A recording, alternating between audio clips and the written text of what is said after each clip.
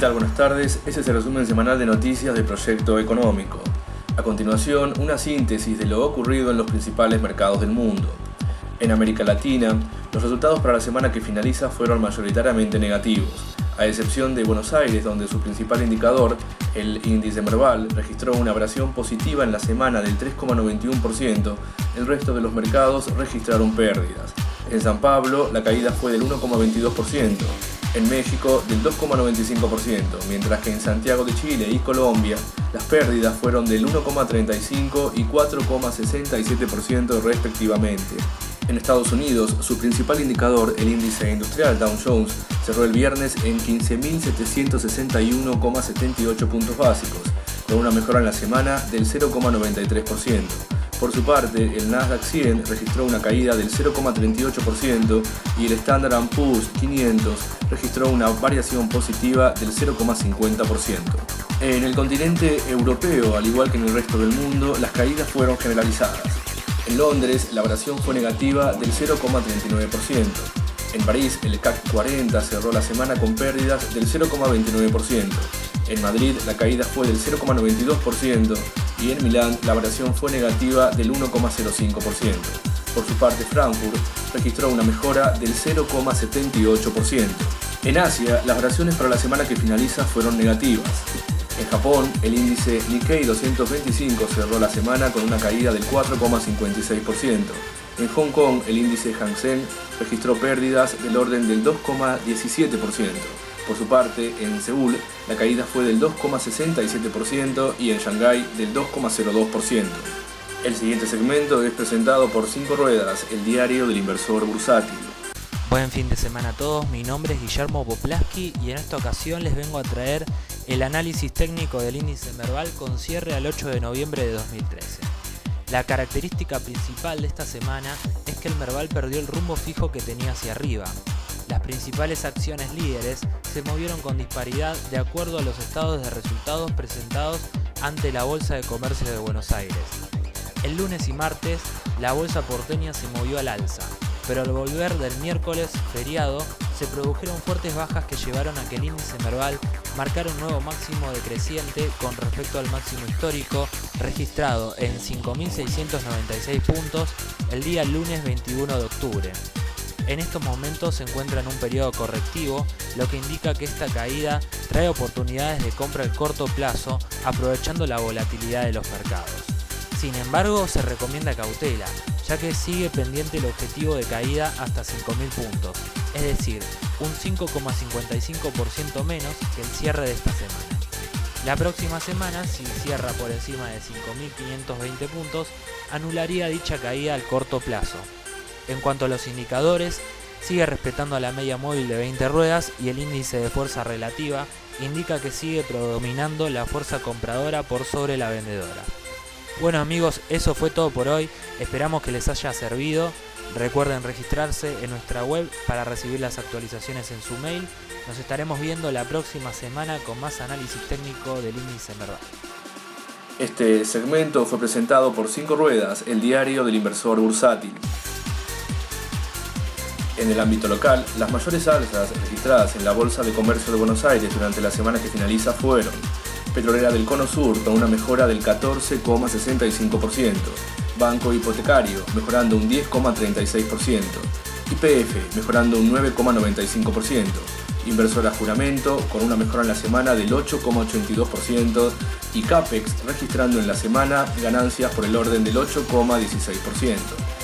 Por su parte, las mayores bajas registradas en la Bolsa de Comercio de Buenos Aires fueron: San Lorenzo cayendo un 7%, Petróleos Brasileros cayendo en la semana un 5,03%, Banco Santander Río cayendo en la semana un 4,82%, Fiplasto cayendo un 3,91% y Midgord registrando en la semana una variación negativa del 3,86%. En el segmento de títulos públicos, las mayores alzas registradas en la Bolsa de Comercio de Buenos Aires en la semana que finaliza fueron: los bonos PAR a mediano plazo de la provincia de Buenos Aires en dólares con vencimiento en el año 2020, mejorando en la semana un 9,78%, los bonos garantizados de la provincia de Río Negro clase 2 serie 1 con una mejora en la semana del 5,69%. Los bonos discount de la República Argentina en dólares bajo ley de Nueva York, con una variación positiva en la semana del 5,45%.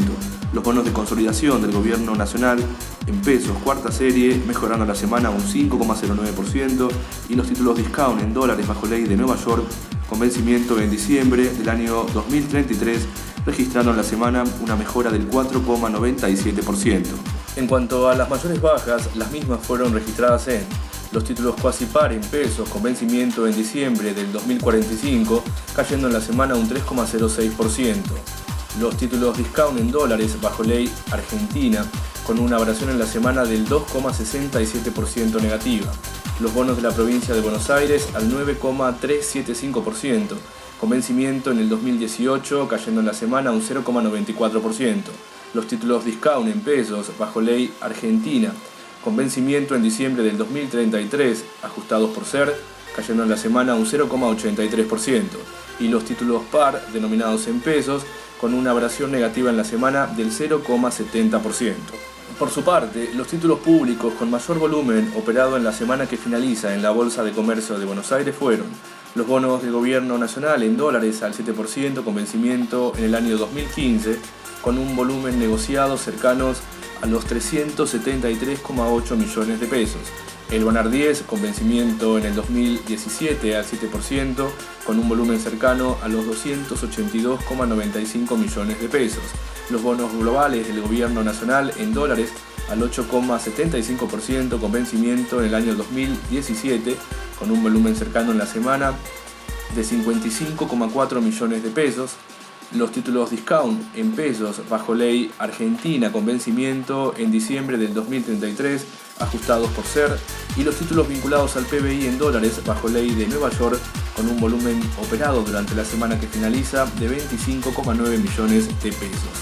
En el mercado de divisas, el dólar oficial cerró el viernes a 5 pesos con 96 centavos, con una apreciación de la divisa norteamericana frente al peso argentino del 0,55%. El real cerró a 2 pesos con 57 centavos, el euro a 7 pesos con 96 y el yen a 6 pesos con 01 por cada 100 billetes.